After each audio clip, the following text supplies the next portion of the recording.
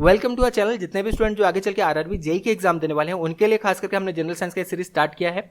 जितने भी स्टूडेंट पहली बार इस वीडियो को देख रहे हैं उनको ये बता दिया जाता है कि जनरल साइंस सीरीज का ये पार्ट 18 है और इस पार्ट में खास करके हम केमिस्ट्री के इंपॉर्टेंट क्वेश्चंस को डिस्कस करने वाले हैं। इससे पहले ऑलरेडी फिजिक्स के सारे टॉपिक्स को हमने एमसीक्यूज के थ्रू कवर अप कर दिया है। पार्ट 1 से लेके पार्ट 13 तक अगर आप देखेंगे तो यहाँ पे फिजिक्स के सारे इंपॉर्टेंट क्वेश्चंस, इंपॉर्टेंट कॉन्सेप्ट्स साथ में न्यूमेरिकल्स को डिस्कस किया गया है।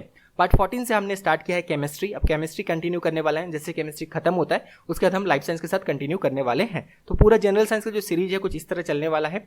प्रीवियस वीडियोस को अगर आपने नहीं देखा है, प्लेलिस्ट का लिंक डिस्क्रिप्शन बॉक्स में दिया गया है, जहां पर जाकर सारे वीडियोस का बिल्कुल देख सकते हैं। तो चलिए बिना टाइम वेस्ट करते हुए फाइनली इस वीडियो को स्टार्ट करते हैं। बस एक ही रिक्वेस्ट है, वीडियो को लाइक जरूर कर देना ताकि मोटिवेटेड रहे और लगातार आपके लिए वीडियोस बनाते रहें। स्टार्ट करते हैं। Brown ring test is used for the detection of, तो इसका जो सही जवाब है ये है ऑप्शन नंबर 2 नाइट्रेट। एक पर्टिकुलर सॉल्यूशन में नाइट्रेट प्रेजेंट है या नहीं, इसे डिटेक्ट करने के लिए खास करके ब्राउन रिंग टेस्ट किया जाता है। कैसे किया जाता है? हाइड्रोजन सल्फेट के साथ वो पर्टिकुलर सॉल्यूशन को मिलाया जाता है, उसके बाद एक टेस्ट ट्यूब में डाला जाता है, फिर उसके ऊपर जो है कॉन्सेंट्रेटेड सल्फ्यूरिक एसिड डाला जाता है। अगर बीच में ब्राउन रिंग जो है ये फॉर्म होता है तो ये डिटरमाइन कर लिया जाता है कि इसमें जो है ये नाइट्रेट प्रेजेंट है। या ये भी हो सकता है कि ब्राउन रिंग ना फॉर्म करे तो इसमें ये पता चलता है कि हाँ इसमें इस सॉल्यूशन में नाइट्रेट प्रेजेंट नहीं है। तो इस तरह जो है ब्राउन रिंग टेस्ट किया जाता है ताकि एक सॉल्यूशन में जो है ये नाइट्रेट प्रेजेंट है या नहीं ये डिटेक्ट किया जा सके।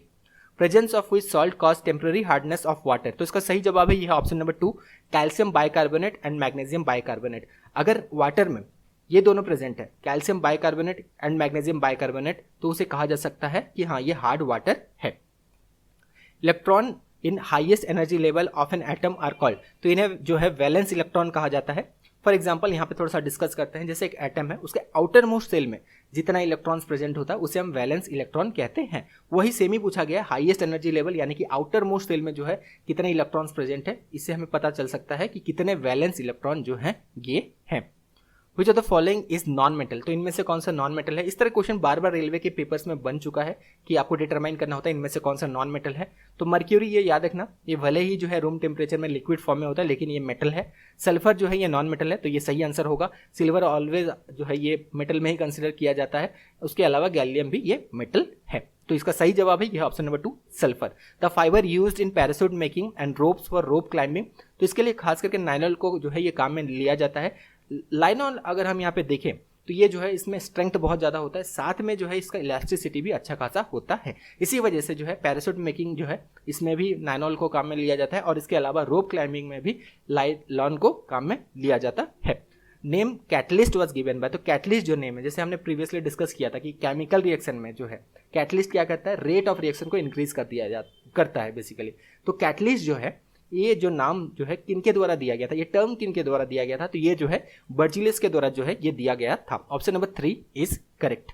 Which of the following is heaviest metal. Again देखिए दो तरह क्वेश्चन बनता है, ध्यान रखना गलत मत करना क्योंकि कुछ स्टूडेंट ने लास्ट टाइम गलत किया था। हेवीएस्ट मेटल पूछा जाए तो ऑस्मियम होगा। बहुत बार क्वेश्चन बनता है हेवीएस्ट एलिमेंट, तो हेवीएस्ट एलिमेंट दोनों अलग अलग है।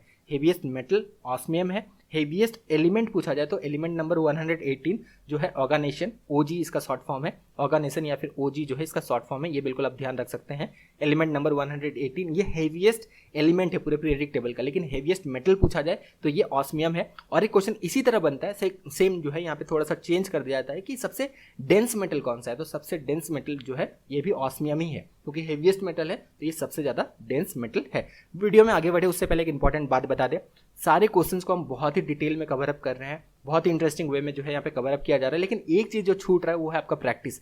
आप जितना ज़्यादा प्रैक्टिस करेंगे उतना अच्छे से आप डिटरमाइन कर पाएंगे कि हाँ आप पर्टिकुलरली अभी कौन सी जगह में स्टैंड करते हैं, आगे आपको क्या क्या करना है, कौन कौन से टॉपिक्स बाकी हैं। इसी वजह से जो है हमने बेस्ट 1100 जनरल साइंस का क्वेश्चन आपके लिए बनाया है। रेलवे के सारे पेपर्स को एनालिसिस करने के बाद ही क्वेश्चन बनाया गया है, तो जिस तरह रेलवे क्वेश्चन पूछता है ठीक उसी तरह क्वेश्चन इस बुकलेट में आपको देखने मिलेगा। और बहुत ज़्यादा टाइम लगा इस बुकलेट को बनाने में, इसी वजह से जो है यहाँ पे थोड़ा सा कॉस्ट भी रखा गया है। सिर्फ 99 रुपीज़ में ये बुकलेट हमने लॉन्च किया है। लेकिन नहीं, इतना ही नहीं, इसके साथ साथ हमने जो है यहाँ पे 1000 बेस्ट जनरल अवेयरनेस के भी क्वेश्चन इंक्लूड कर दिए हैं, क्योंकि आप सभी को पता है CBT 1 में जो है 30 क्वेश्चन जो है ये कहाँ से बनने वाला है, जनरल साइंस से बनने वाला है। लेकिन 15 क्वेश्चन जो है जनरल अवेयरनेस से भी बनने वाला है, इसका भी आपको ध्यान रखना है। 15 नंबर यहाँ पे मैटर करता है, इसी वजह से 1000 क्वेश्चन जनरल अवेयरनेस का भी इंक्लूड किया है रेलवे के सारे पेपर्स को एनालिसिस करने के बाद। तो टोटल 45 नंबर जो है ये जो क्वेश्चन आने वाले हैं 45 क्वेश्चंस जो खास करके जनरल साइंस और जनरल अवेयरनेस का आने वाले हैं, इनको बहुत अच्छे से आप कर पाएँ, यहाँ पे मैक्सिमम आप स्कोर कर पाएँ, सारे टॉपिक्स को कवर अप करके जाएं। देखिए पूरा पढ़ लेते हैं फिर भी कुछ ना कुछ टॉपिक मिस हो जाता है। बहुत बार आप देखते हैं कि ये पर्टिकुलर क्वेश्चन कहाँ से पूछा गया है, जब एग्जाम में आप बैठते हैं ये पता चलता है आपको। तो इसी वजह से जो है सारे टॉपिक्स रेलवे जहाँ जहाँ से क्वेश्चन पूछा है सारे क्वेश्चंस को हमने लिया है। इन क्वेश्चंस को करने के बाद एक आइडिया आपको मिल जाएगा रेलवे किस तरह क्वेश्चन बनाता है, कैसे आपको प्रिपरेशन करना चाहिए, वो कौन कौन से टॉपिक्स हैं जिनको आपको पढ़ना है, जिनको आपको बिल्कुल मिस नहीं करना है। और इसके साथ साथ जब आप कर लेंगे ये सारी चीज़, देखिएगा आपके अंदर जो है ये सेल्फ कॉन्फिडेंस भी बूस्ट आउट हो जाएगा कि हाँ अब किया जा सकता है, बस थोड़ा मेहनत करना है। साथ में रिकमेंडेशन यही रहेगा, क्लास 9 और क्लास 10 का जो एनसीईआरटी का बुक है क्लास साइंस का जो है, इसे बहुत अच्छे से पढ़ के जाएं, यहाँ से क्वेश्चन बनता है। लेना कैसे है इस बुकलेट को, लिंक डिस्क्रिप्शन बॉक्स में दिया गया है, लिंक में क्लिक करना है, मेल आईडी और जैसे ही आप फोन नंबर भरते हैं उसके बाद 99 रुपीज़ पे कर देना, आपकी मेल आईडी में फाइल भेज दिया जाता है। मेक श्योर कि सही मेल आईडी भरें, उसी मेल आईडी में फाइल को भेजा जाता है। तो टोटल यहाँ पे 2000 से ज़्यादा आपको क्वेश्चन मिल जाएगा, जिसमें 1100 लगभग क्वेश्चन जो है ये जनरल साइंस का है और 1000 क्वेश्चन जो है ये जनरल अवेयरनेस का है। बेहतर प्रिपरेशन के लिए, बेहतर अंडरस्टैंडिंग के लिए कि रेलवे किस तरह क्वेश्चन बनाता है, ये सारी चीज़ अगर आपको करना है तो बिल्कुल आप बुकलेट ले सकते हैं। और से रिकमेंडेशन है कि जितने भी स्टूडेंट जो आगे चल के आरआरबी जेईई की एग्जाम देने वाले हैं जरूर लेना, बहुत ज़्यादा आपके लिए हेल्पफुल होने वाला है। बाकी चॉइस आपका है, लिंक डिस्क्रिप्शन बॉक्स में दिया गया है। तो चलिए आप वीडियो के साथ कंटिन्यू करते हैं। Which is the purest form of carbon. तो प्योरेस्ट फॉर्म ऑफ कार्बन जो है ये डायमंड को कहा जाता है, it is the purest form of carbon. इसके अलावा बाकी ये सारे चीज़ आप ध्यान रखना कि ये सारे जो है ये एलोट्रॉप्स ऑफ कार्बन है। ऑलरेडी से प्रीवियस वाले वीडियोस में हमने डिस्कस किया था। इसके अलावा बकमिस्टर फ्लोरेंस वाला डिस्कस किया था कि कितने कार्बन एटम्स में होते हैं, ऑलरेडी ये क्वेश्चन रेलवे में बन चुका है। तो 60 कार्बन एटम्स जो है इसमें प्रेजेंट होते हैं। Which element is common in all acid। तो सारे एसिड्स में अगर हम देखें तो ये हाइड्रोजन जो है ये जरूर प्रेजेंट होता है। तो सारे जितना भी यहाँ पे एसिड्स आप देखेंगे उसमें जो है हाइड्रोजन जो है ये कॉमन है। The matter that can not be broken down by chemical reaction into simpler substance is known as. तो इसे प्योर सब्सटेंस कहा जाता है। अभी हमने ये क्यों कहा था कि एनसीईआरटी क्लास 9 के साइंस का बुक और क्लास 10 का साइंस का बुक पढ़ना जरूरी है, क्योंकि देखिए डायरेक्टली ये जो है डेफिनेशन से ये क्वेश्चन बनाया गया है एनसीईआरटी के बुक से। तो इस तरह रेलवे जो है क्वेश्चन बनाता है। तो प्योर सब्सटेंस वो सब्सटेंस होते हैं जिनको फर्दर जो है ये ब्रेक डाउन नहीं किया जा सकता है। The ultra pure metal is obtain by metal extraction. एक टॉपिक है जो बहुत सारे स्टूडेंट मिस करते हैं, पढ़ लेना। रिडक्शन के प्रोसेस से कौन सा मेटल एक्सट्रैक्ट किया जाता है, जोन रिफाइनिंग से, इस तरह जितने भी हैं, ठीक है। फ्लोथ जो है ये प्रोसेस से किससे किया जाता है, ठीक है। तो ये सारे जो है आपको पढ़ना बहुत ज़्यादा जरूरी है। अल्ट्रा प्योर मेटल जो ऑब्टेन किया जाता है ये जोन रिफाइनिंग प्रोसेस से ऑब्टेन किया जाता है। खास करके गोल्ड हो गया, यहाँ पे अल्ट्रा प्योरेशन बहुत ज़्यादा जरूरी है। इसी तरह जो है और एक जो है इस तरह क्वेश्चन बनता है कि जो सेमी कंडक्टर जो है यहाँ पे एलिमेंट्स जितने भी हैं इनको रिफाइन करने के लिए, जैसे जर्मेनियम हो गया, गैलियम हो गया, सिलिकॉन हो गया, इनको भी रिफाइन करने के लिए ना ये अल्ट्रा प्योर जो है इसको रिफाइन करने के लिए जोन रिफाइनिंग जो है ये किया जाता है। तो सेमी कंडक्टर अगर मटेरियल पूछा जाए, एलिमेंट्स अगर पूछा जाए कि सिलिकॉन हो गया, जर्मेनियम हो गया, इनको रिफाइन करने के लिए खास करके जोन रिफाइनिंग का प्रोसेस ही यूज़ किया जाता है। Which is the most electronegative element in the periodic table. इससे पहले वाले पार्ट में हमने क्या डिस्कस किया था, इलेक्ट्रोपॉजिटिव कौन सा है सबसे ज़्यादा। सबसे इलेक्ट्रोनेगेटिव है फ्लोरीन, सबसे इलेक्ट्रोपॉजिटिव है फ्रांसियम। लेकिन फ्रांसियम को कंसिडर नहीं किया जाता है, प्रीवियस पार्ट में बता दिया गया था, क्योंकि वो बहुत ज़्यादा अनस्टेबल होता है, रेडियो एक्टिव होता है और बहुत रेयरली पाया जाता है। इसीलिए सीजियम को जनरली कहते हैं कि it is the most electropositive element. तो ऑप्शन जो भी रहे फ्रांसियम या सीजियम एक ही रहेगा, दोनों प्रेजेंट नहीं रहेगा, एक ही ऑप्शन आपको मिलेगा। तो वो सबसे ज़्यादा जो है इलेक्ट्रोपॉजिटिव है। उससे तो जनरली देखे तो फ्रांसियम होगा, नहीं दिया होगा तो सीजियम इसका सही आंसर होगा। और सबसे ज़्यादा इलेक्ट्रोनेगेटिव पूछा जाए तो ये भी हमने डिस्कस कर लिया अभी, फ्लोरीन जो है ये सबसे ज़्यादा जो है इलेक्ट्रोनेगेटिव है पूरे पीरियडिक टेबल में। सैचुरेटेड हाइड्रोकार्बन हम किन्हें कहते हैं, सैचुरेटेड और अनसैचुरेटेड हाइड्रोकार्बन, बहुत बार क्वेश्चन बना है। तो हाइड्रोकार्बन जिसमें कार्बन एटम्स जो है ये लिंक होते हैं एक दूसरे से सिंगल बॉन्ड से, इन्हें हम सैचुरेटेड हाइड्रोकार्बन कहते हैं। तो एल्केन जो है, एल्केन्स ये याद रखना, ये सैचुरेटेड हाइड्रोकार्बन्स होते हैं। बाकी एल्कीन्स हो गया, एल्काइंस हो गया, ये सारे जो है अनसैचुरेटेड हाइड्रोकार्बन्स होते हैं। Chemical name of caustic soda, काफी बार क्वेश्चन बना है। कॉस्टिक सोडा जो है इसे सोडियम हाइड्रोक्साइड जो है ये कहा जाता है, NaOH। बिल्कुल याद रखना, क्वेश्चन काफी बार जो है ये रिपीट हुआ है। आगे बढ़ते हैं। The radio active element most commonly detected in human. तो रेडियो एक्टिव एलिमेंट जो कि मोस्ट कॉमनली डिटेक्ट किया जाता है ह्यूमंस में, यह है पोटेशियम 40। बहुत कम अमाउंट में होता है लेकिन सारे सेल्स में लगभग ये प्रेजेंट होता है। इसके अलावा कार्बन 14 भी हो गया, ये भी रेडियो एक्टिव है, लेकिन इनका जो क्वांटिटी है ना बहुत ज़्यादा नेग्लिजिबल में है। कार्बन 14 हो गया, रुबिडियम 87 हो गया, ये सारे भी हमारे बॉडी में मिलते हैं लेकिन बहुत स्मॉल अमाउंट में। तो रेडियो एक्टिव एलिमेंट अगर पूछा जाए कि मोस्ट कॉमनली जो डिटेक्ट किया जाता है ह्यूमंस में, ये कौन सा है, ये है potassium 40। Which gas is use for extinguishing fire. तो फायर एक्सटिंग्विशर में काफ़ी बार ये भी जो है क्वेश्चन बना है, खास करके इसमें जो है कार्बन डाइऑक्साइड गैस जो है ये यूज़ किया जाता है। देखिए बहुत ज़्यादा मेहनत किया जा रहा है, काफ़ी सारे क्वेश्चंस को हम डिस्कस कर रहे हैं, बुकलेट्स भी बना दिया गया है, सब कुछ आपकी तरफ से जो है अपने तरफ से हमने किया है ताकि आपकी प्रिपरेशन में कोई दिक्कत ना हो। बस एक ही रिक्वेस्ट है कि वीडियो को जरूर लाइक कर देना ताकि हम मोटिवेटेड रहें और लगातार लाते रहें, ये सारे वीडियोस बनाते रहें कि हाँ आपके प्रिपरेशन में कोई दिक्कत ना हो। और ये जो लाइक आप करते हैं ना, ये जो अच्छे अच्छे कमेंट्स करते हैं, इससे और ज़्यादा मोटिवेशन मिलता है कि नहीं और अच्छे अच्छे वीडियोस लाते हैं, और ज़्यादा क्वेश्चंस लाते हैं, और ज़्यादा डिस्कशंस करते हैं ताकि एग्जाम में जो है कोई दिक्कत ना हो। तो यही एक चीज़ है जो हमें बूस्ट करता है, इसलिए जरूर एक लाइक कर देना। आगे बढ़ते हैं। General term for both liquid and gas. तो general term for both liquid and gas जो है इन्हें फ्लूइड्स कहा जाता है। अब फ्लूइड्स क्यों? क्योंकि ये फ्लो करते हैं, इसी वजह से जो है इनका नाम दिया गया फ्लूइड्स। तो जनरल टर्म जो लिक्विड और गैस के लिए है ये है फ्लूइड्स, क्योंकि लिक्विड भी फ्लो करते हैं और गैस भी ये फ्लो करते हैं। Which rare element would you associate with Marie and Pierre Curie. तो इसका सही जवाब है ये है रेडियम।